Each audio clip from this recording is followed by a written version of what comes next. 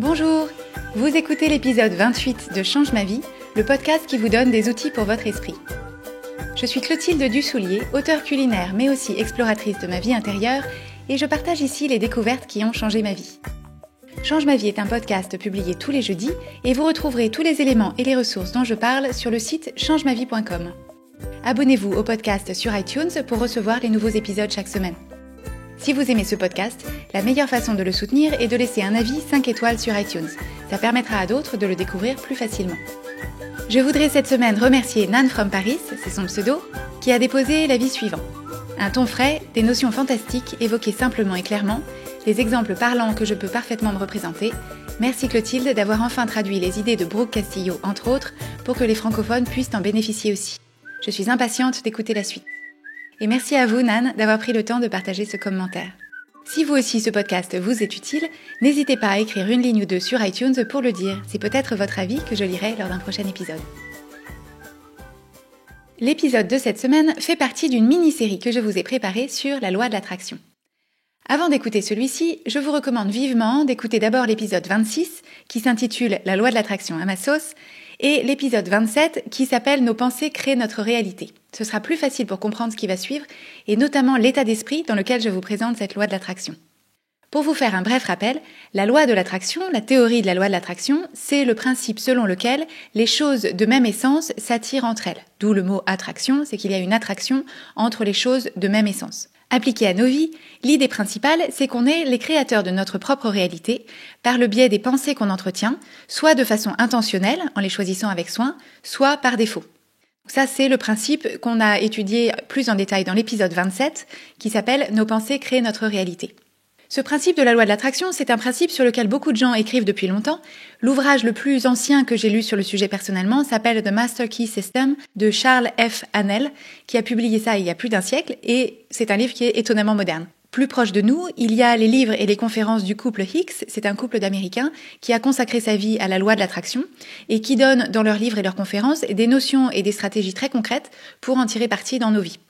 Il se trouve qu'il présente toutes ces notions avec une approche un peu ésotérique, à laquelle personnellement je n'adhère pas, et c'est justement ce que je vous précise dans l'épisode 26 quand je vous ai parlé de la loi de l'attraction à ma sauce. Mais si on passe outre ce postulat ésotérique et qu'on prend la loi de l'attraction, comme je vous l'indiquais dans cet épisode-là, comme une parabole ou une grille de lecture à utiliser en parallèle à d'autres, la démarche est extrêmement aboutie et c'est vraiment plein d'enseignements de bon sens. Parmi les notions que j'ai découvertes grâce à leur travail, en lisant les livres de Esther et Jerry Hicks, que je précise, en réalité, j'écoute en audiobooks essentiellement, j'ai envie de partager avec vous aujourd'hui l'articulation qu'ils présentent entre la vibration, l'alignement et l'action. Donc on va commencer par un petit point de vocabulaire.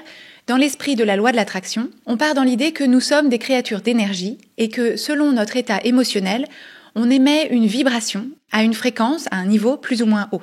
Donc on est des créatures d'énergie et selon comment on se sent, on émet une vibration à une fréquence ou à un niveau plus ou moins haut. Si vous êtes réfractaire à ce genre d'histoire d'énergie et de vibration, je vous comprends parfaitement, mais je vous invite à garder l'esprit ouvert pour la suite pour voir si vous n'avez pas quand même une compréhension intuitive de ces notions.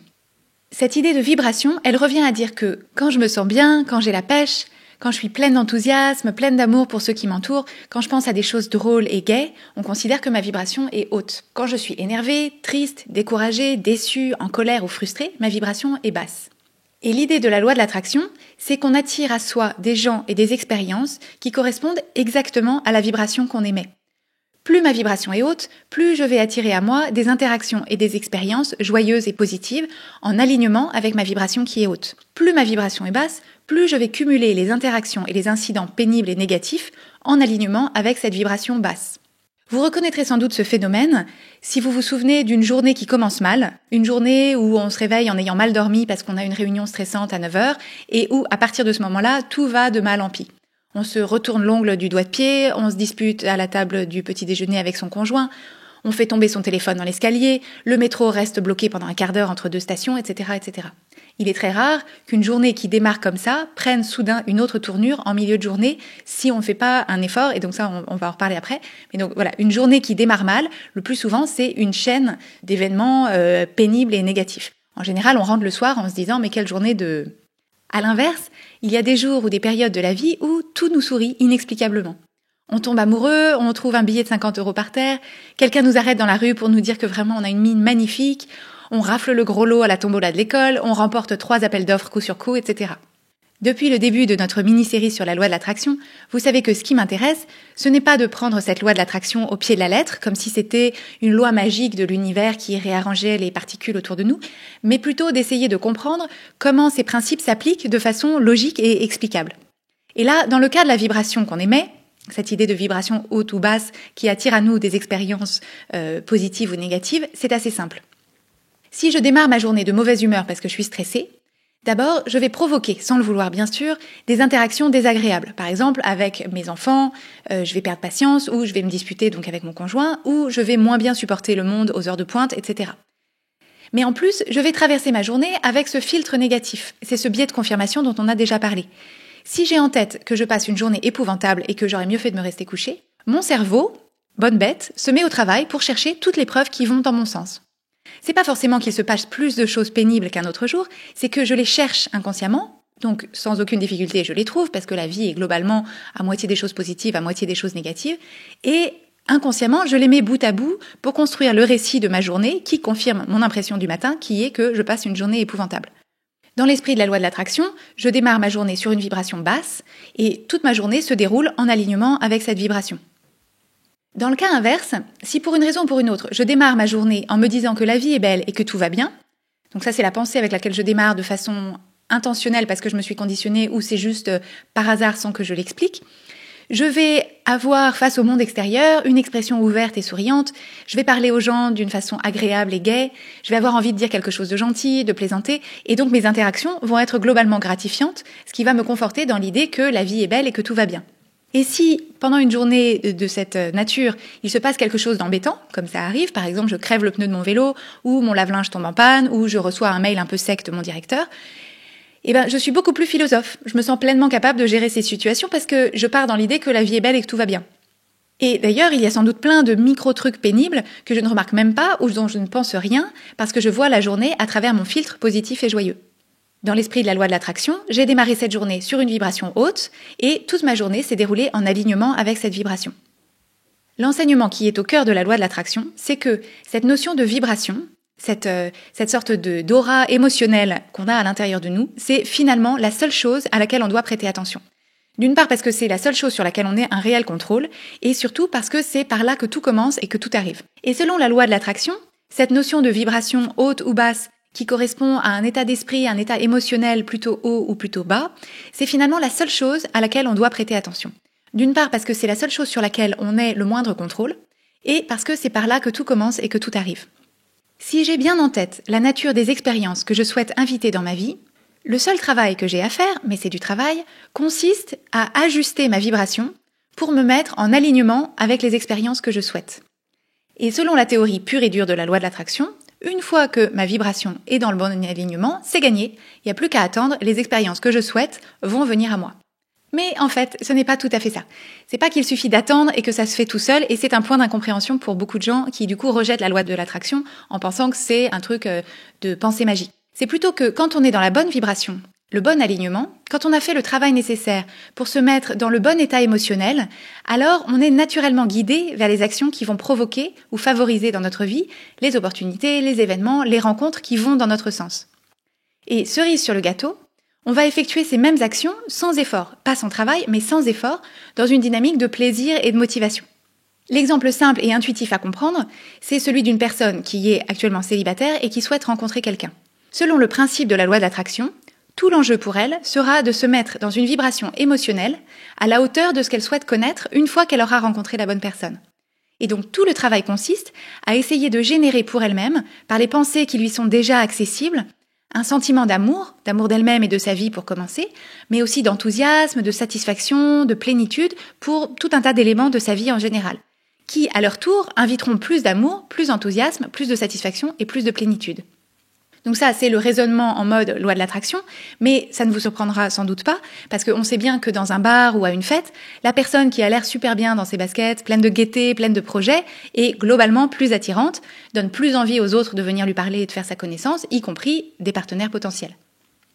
Donc sur la base de ces émotions, de cette vibration qu'elle a générée pour elle-même, cette personne va être plus susceptible d'agir et de se mettre dans des situations où elle va rencontrer des gens, et quand elle rencontrera des gens, elle aura plus de chances de plaire aux personnes qui seront elles aussi enthousiastes et pleines de vie. Alors, ça ne veut pas dire que c'est facile. Il ne suffit pas de prendre conscience de ce mécanisme pour instantanément devenir cette personne solaire et attirante. C'est pas la recette secrète du bonheur. Beaucoup de gens voient la vie dans l'autre sens d'ailleurs, en se disant « c'est seulement quand j'aurai rencontré la bonne personne », ou trouver le bon appartement, ou le bon travail, etc., que je me sentirai pleine d'amour et pleine d'enthousiasme. Là, j'attends de trouver la bonne personne, le bon appartement, le bon boulot, et après, ce sera facile. Le problème de cette vision de la vie, c'est que ça nous met dans un état d'esprit de manque et d'attente, dans le sens de c'est pas moi qui décide qui tombe amoureux de moi, c'est pas moi qui décide qui va m'embaucher. Et donc, cet état de manque et d'attente nous fait souffrir, et bien sûr, quand on souffre, on dégage, ça on le sait tous de façon intuitive, on dégage quelque chose qui a moins de chances d'attirer la personne qui nous plaît, moins de chances de convaincre en entretien d'embauche. Et le bénéfice de la loi de l'attraction, c'est de nous redonner le pouvoir sur cette situation, en ramenant le point de focus sur nous, sur nous-mêmes, et en nous invitant à donner la priorité à la façon dont on se sent. On ne s'occupe de rien d'autre que de travailler à se sentir bien, et à se sentir, c'est un point important, à se sentir aussi bien que si on avait déjà cette chose ou cette personne dans notre vie. C'est de ça qu'on parle quand on parle d'alignement. C'est-à-dire, je vais essayer d'amener ma vibration, donc mon état émotionnel, à la hauteur du résultat que je veux avoir, donc à la hauteur de cette vie que je souhaite pour moi. Pour certaines personnes, et pas pour tout le monde, j'en ai conscience, cette idée d'utiliser la loi de l'attraction, ça peut être une façon plus productive et plus puissante de voir les choses que de se dire « mais ma pauvre fille, sors un peu, c'est pas en te morfondant sur ton canapé que tu vas rencontrer l'amour de ta vie, etc. » À la place de ce discours intérieur négatif, si cette personne s'en remet à ce principe de la loi de l'attraction et se dit « je vais travailler à me sentir le mieux possible dans ma vie actuelle et à me mettre en alignement avec cet état d'amour, de plénitude, de bonheur auquel j'aspire », ça peut être un guide, une source de motivation pour voir dans quelle direction aller. Sans se juger, sans se houspiller, mais en s'occupant en priorité d'elle-même et de son paysage émotionnel. D'ailleurs, le plus souvent, ça commence par faire comme si, c'est-à-dire générer ses émotions, cet état d'esprit et agir comme si on avait déjà le résultat dans notre vie, ou aussi bien que si on nous l'avait promis et qu'on savait de façon sûre que ça allait arriver par la poste d'un jour à l'autre, comme un truc qu'on aurait commandé sur Internet, ou que c'est quelque chose qui va nous arriver demain, la semaine prochaine, l'année prochaine, comme un voyage qu'on aurait organisé et dont on peut se réjouir et savourer par anticipation. On peut se sentir bien à l'idée de ce voyage à l'autre bout du monde sans l'avoir encore. Personnellement, ça m'est très utile. Cette idée que quand je veux obtenir un résultat dans ma vie, le mieux que j'ai à faire, c'est de générer les émotions positives qui me mettent en alignement avec ce résultat et qu'ensuite les actions vont me venir naturellement et sans effort pour me conduire vers ce résultat. Je vais vous donner un exemple de ma vie professionnelle. Dans mon travail, je me programme régulièrement de passer une journée chez moi à tester des recettes et à prendre des photos pour mon blog Chocolate and Zucchini. cnz.to, c'est ça l'URL. Alors, ces journées de prise de vue, c'est beaucoup de choses à gérer en même temps. En général, je me suis fait un planning assez ambitieux, me mets la pression pour la qualité des photos et je suis vite frustrée si je n'arrive pas à produire les images que j'avais en tête, si je trouve que c'est pas assez bien. En un mot, ces journées de prise de vue, ce n'est pas ma zone de confort. Donc ça, c'était mon état d'esprit par défaut pendant des années. Ça fait 14 ans que j'ai un blog, donc pendant pas mal d'années, c'était comme ça. Et vous voyez que sur la base de ce que je viens de dire, j'étais sur une vibration, un état émotionnel plutôt bas, de l'ordre du stress, de l'anxiété, du doute, de l'incertitude, de la frustration. Et donc, mon résultat était exactement en alignement avec cette vibration. J'arrivais pas à décider par quel bout prendre les choses, j'avais l'impression de m'éparpiller, je faisais des erreurs ou j'oubliais de noter des choses, j'étais pleine d'hésitation, je perdais du temps. Et au final, j'arrivais pas à accomplir tout ce que j'avais prévu. Et les photos que j'avais ou les recettes que j'avais développées, j'en étais pas pleinement satisfaite, que ce soit une qualification objective ou pas d'ailleurs. En tout cas, j'avais un ressenti que j'étais pas pleinement satisfaite de ce travail parce que je l'avais fait dans un espèce d'état général où je me sentais pas maître de ce que je faisais. Donc, à la lumière des principes qu'on vient d'évoquer, maintenant, je veille à me mettre en alignement avec le résultat que je veux obtenir. Ce que je veux obtenir, c'est des recettes réussies, des saveurs vives, une prise de notes précise et claire pendant que je cuisine, des photos simples et lumineuses. Pour arriver à ça, je sais qu'il faut que je me sente fraîche, pleine d'entrain, concentrée, organisée. Et donc, avant de me mettre au travail, je prends un petit moment pour générer cette vibration, cet état émotionnel. Et dans ce cas précis, pour moi, ça consiste d'abord à me débrouiller pour être assez reposée pour avoir cette énergie, et ensuite à mettre par exemple de la chouette musique ou un podcast que j'aime pendant que je prépare tout dans la cuisine. Ça consiste à m'assurer que j'ai tout l'équipement en place pour les photos, parce que du coup ça me fait me sentir vraiment professionnelle, j'ai tout en place. Je revois la liste des recettes à tester et à photographier, j'essaie de visualiser dans ma tête les images que j'ai envie de produire, et ensuite seulement je me mets au travail. Donc tout ça, je le fais parce que pour moi, c'est ce qui élève ma vibration avant de me mettre au travail. Mais vous voyez que présenté comme ça, on comprend très bien pourquoi ça donne de bons résultats. Comme je suis motivée et en forme, comme j'ai une idée claire de ce que je veux obtenir et que tout est en place, toutes mes actions s'enchaînent de façon fluide, tout est facile, ma journée de test et de prise de vue se passe comme sur des roulettes. À la fin de la journée, je suis fière de moi, contente de mon travail et ça pose de bonnes bases pour la prise de vue de la fois d'après. Donc rien de magique, rien de révolutionnaire, c'est des choses qu'on comprend tout à fait intuitivement, mais encore une fois pour moi, cette notion de me poser la question avant, de me poser la question de ma vibration et de me dire je vais me mettre en alignement avec mon résultat, c'est un langage qui me parle de façon plus claire et plus facile à adopter que tous les conseils d'organisation que j'ai pu lire au fil des années. Pour cette semaine, voilà ce que je vous propose de faire comme exercice d'application. La prochaine fois que vous avez quelque chose à accomplir qui vous paraît difficile ou qui vous sort un peu de votre zone de confort, essayez de l'approcher avec cette notion de vibration et d'alignement. Peut-être que vous avez un cours à donner, un dossier à monter, une présentation à faire, un article à écrire, un événement à organiser ou même une conversation un peu difficile à avoir avec quelqu'un. Essayez d'abord de vous représenter clairement le résultat que vous souhaitez obtenir, l'objectif à atteindre, et imaginez à quoi ressemblerait le succès pour cette tâche, ce projet. Une fois que vous avez ça bien en tête, demandez-vous quelle vibration, c'est-à-dire quel état émotionnel, vous permettrait de vous mettre en alignement avec ce résultat.